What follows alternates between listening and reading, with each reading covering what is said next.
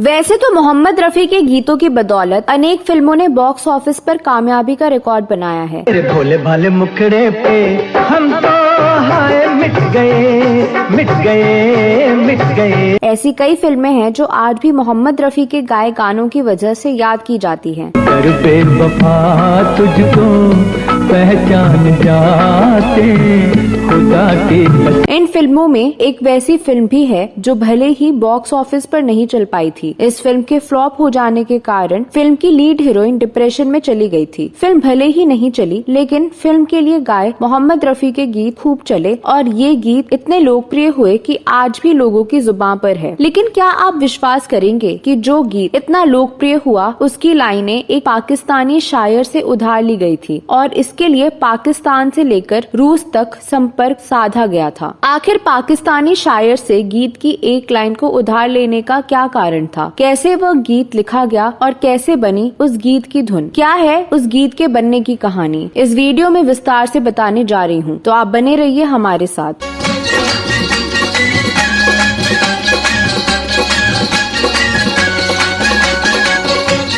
दोस्तों, जिस गीत के बारे में इस वीडियो में बताने जा रही हूँ वह साल 1959 में रिलीज हुई फिल्म चिराग का है। फिल्म का निर्देशन किया था राज खोसला ने और फिल्म में मुख्य भूमिका में थे सुनील दत्त और आशा पारेख।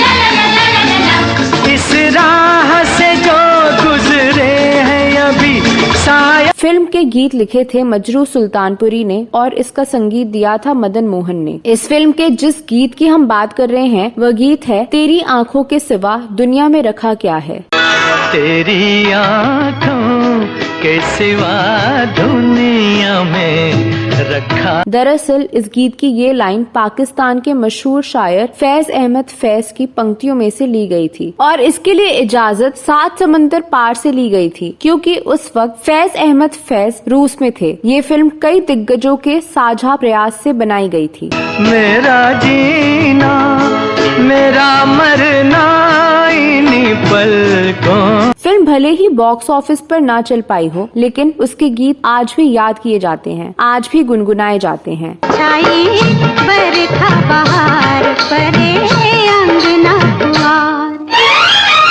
संगीतकार मदन मोहन के बेटे समीर कोहली ने बताया कि इस गीत का जो मुखड़ा है तेरी आंखों के सिवा वह बना था फैज अहमद फैज साहब की मशहूर नज्म से। मरहूम फैज अहमद फैज साहब की एक बड़ी मशहूर नज्म थी, मुझसे पहली सी मोहब्बत मेरे महबूब न मांग, जो नूरजहां जी ने गाई थी।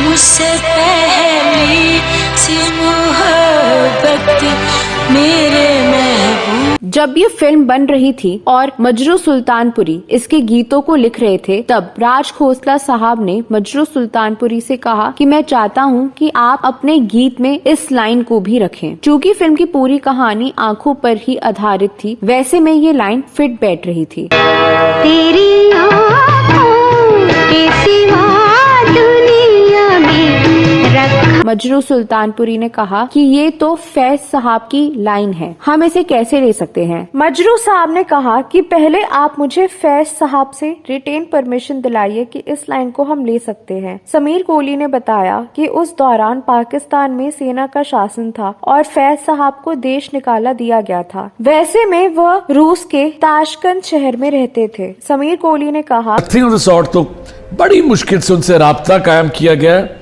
और मजरू साहब, जब उन्होंने रिटर्न परमिशन दी मजरू साहब को, तब मजरू साहब ने पूरा गाना लिखा इस लाइन का सहारा लेके, तेरी आंखों के सिवा दुनिया में रखा क्या।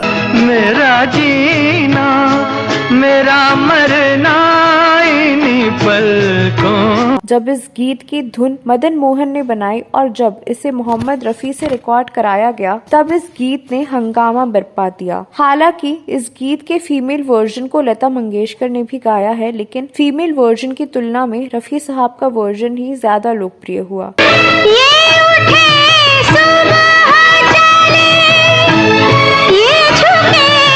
इसी फिल्म में एक और गाना है छाई बरखा बहार।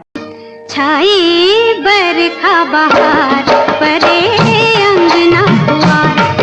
दुनिया। समीर कोहली ने बताया कि ये मदन जी का परफेक्ट गाना था। इस गाने को सुने तो आपको सहज अंदाजा होगा कि ये बहुत मुश्किल गाना था। इसमें बहुत इंस्ट्रूमेंटेशन था। मदन जी वैसे संगीतकार थे जिन्होंने संगीत की कोई फॉर्मल ट्रेनिंग नहीं ली थी, लेकिन संगीत उनको गॉड गिफ्टेड था और उनको ये सौभाग्य हासिल हुआ कि बहुत से अच्छे गुणी लोगों के साथ उठना बैठना हुआ। इस गाने में मदन जी के कई फेवरेट म्यूजिशियन रहे हैं, जैसे हरि प्रसाद चौरसिया, जिनको मदन जी ने जहां आरा फिल्म में पहला ब्रेक दिया था। इसके अलावा इस गाने में शिव कुमार शर्मा, सितार वादक जी, रईस खान साहब और तबले पे निजामुद्दीन खान साहब। इस तरह से इस गाने में ऑर्केस्ट्रेशन लाजवाब था और साथ ही इसका पिक्चराइजेशन भी शानदार हुआ था। बताया जाता है कि बेहतरीन गाने होने के बावजूद ये फिल्म फ्लॉप हो गई और इस फिल्म के फ्लॉप होने के बाद आशा भोसले को बहुत दुख हुआ। उन्होंने अपनी ऑटोबायोग्राफी में भी लिखा है कि